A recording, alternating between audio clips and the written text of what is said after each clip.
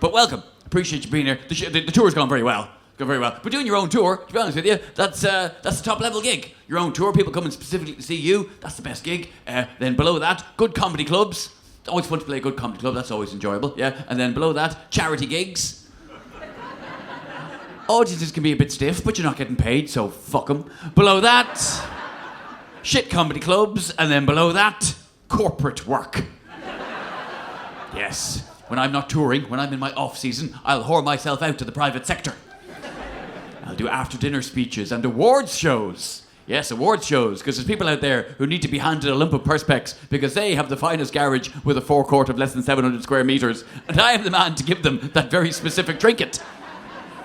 I'm the man to hand out such backhanded compliments as Best Medium-Sized House Builder 2014. True story. But although those gigs pay well, if I'm going to die, that's where it's going to happen. If I'm going to have a bad gig, it'll be one of those corporates. And the last time I died on stage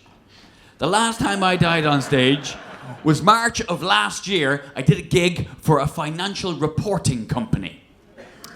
Now, I don't know what this company does, apart from fail to see a crash coming, but the audience were just bankers. And I mean that in every way it can be interpreted.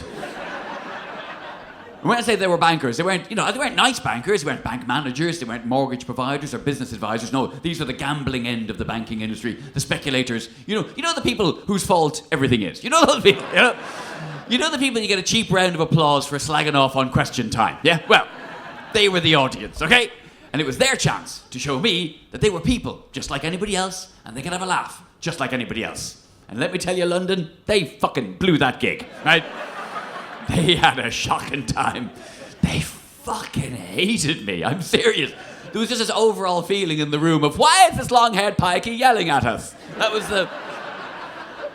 the pervading atmosphere. There was a table down the front from BNP Paribas. I'm assuming that's where they're from. They were talking to each other in French all the way through my act.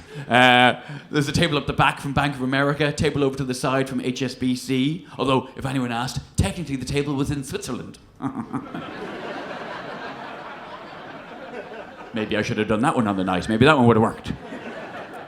Unlikely. Nothing else worked. Nothing worked. This is how bad the gig was. Even jokes about how bad the gig was going didn't work. And that'll normally save you. That'll normally pull you out of a nosedive doing a bit of a, hey, I thought they said live audience. That'll normally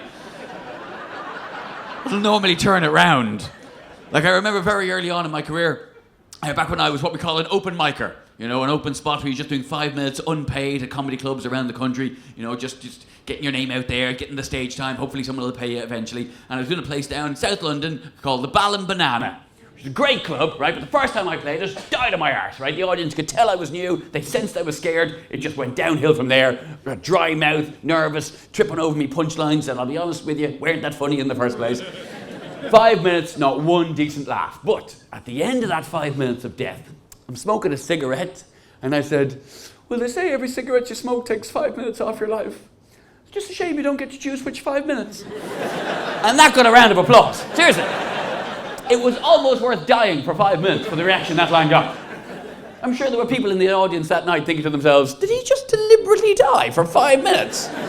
Just to do that joke? Because if so, that is some brave avant-garde comedy we've just witnessed. Worked there.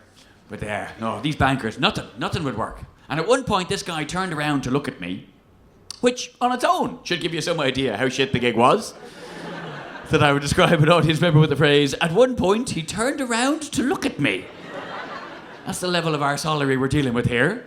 And he looked at me. The best way to describe it would be to say he looked at me like I stank of shit and he just caught a whiff. That was the expression on his face. It was just pure kind of, what is that?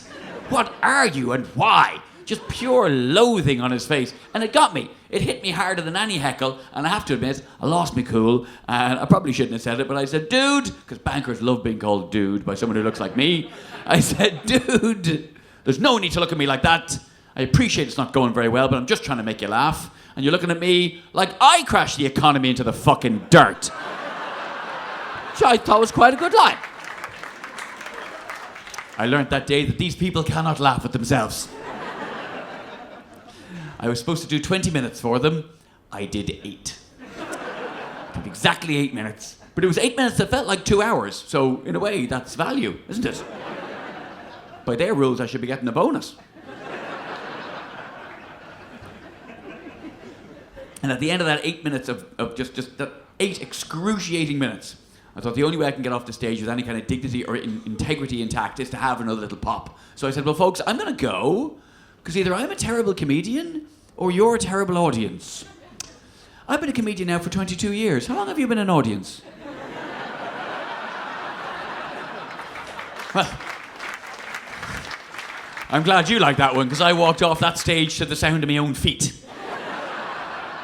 Only, and I swear this is true, only to then have the guy who booked me go, fair enough, but you got to go back on and do the charity auction. Oh, you motherless fuck. Hello, I'm back. And do you know who the charity was? Because that was a long and not very profitable charity auction. And do you know who the charity was? I swear to God, as true as I'm standing here, the charity was Kids Company. There's no good bit of this story. There's no good bit. I don't know if you heard, we didn't make enough money to save that charity that night. I don't know if you heard. There's a little story I like to call Kids Company, My Part in Their Downfall. I hope you enjoyed it.